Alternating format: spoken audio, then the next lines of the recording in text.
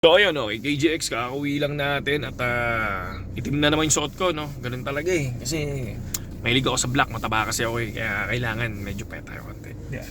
So yun, ang ating investment naman, makikita nyo naman doon sa pinopost ko lagi, no? Sa cryptocurrency page natin doon sa Crypto Tambay sa Facebook, di ba? And kung mapapansin naman natin ngayon, napakaingay ng Bitcoin ngayon, no? Napakaingay ng crypto ngayon sa US. Lalo-lalo na ang daming, ito yung mga usap-usapan. Kita nyo naman, di ba, President Trump, kakausapin niya ang CEO ng Coinbase. Hindi natin alam kung anong ibig sabihin nun, di ba? Pero more on cryptocurrency. And then ngayon, mag-e-elect sila ng mga pro-crypto, di ba? Tapos kung mapapansin nyo, no, si Michael Saylor, MicroStrategy, no? So nag-invest ulit. Tapos ito na naman, ang laki na ng investment niya. Tapos isa yan sa magpapabagsak sa Bitcoin soon, di ba? Pero I think hindi pa ngayon yun. President-elect Trump team to consider creating first ever White House crypto rule, no? So MicroStrategy MSTR is the most traded stock in the US today. So napakadami, no?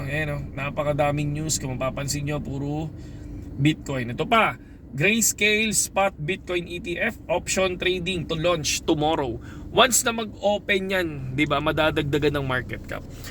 Yun din ang hinihintay ko sa ETH na napaka-ayaw lumipad, no? Grabe si ETH.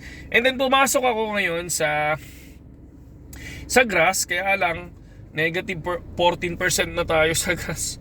Kung titingnan natin, negative 14%, no? So, maganda yung trade natin kanina. 8-1 tayo today. Kaya lang, ito na yung pang-dalawang talo ko yata. So, ayan.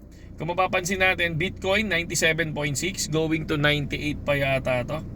So, si Sui medyo bumabagsak. ETH 133, no? 3133. Pero hindi masyadong sumasabay si ETH. And Grass, kung mapapansin natin, bumababa ang value ng Grass. Negative 12C Grass ngayon. So ngayon ako long ako sa Grass, pero sana lumipad yung Grass, no?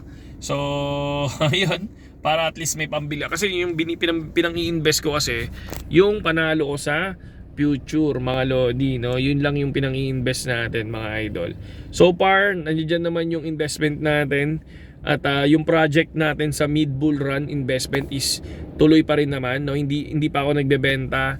ETH, RON token, ORD. So sa ORD talo tayo ng 2-3 na. Sa RON token break even lang tayo sa 50k.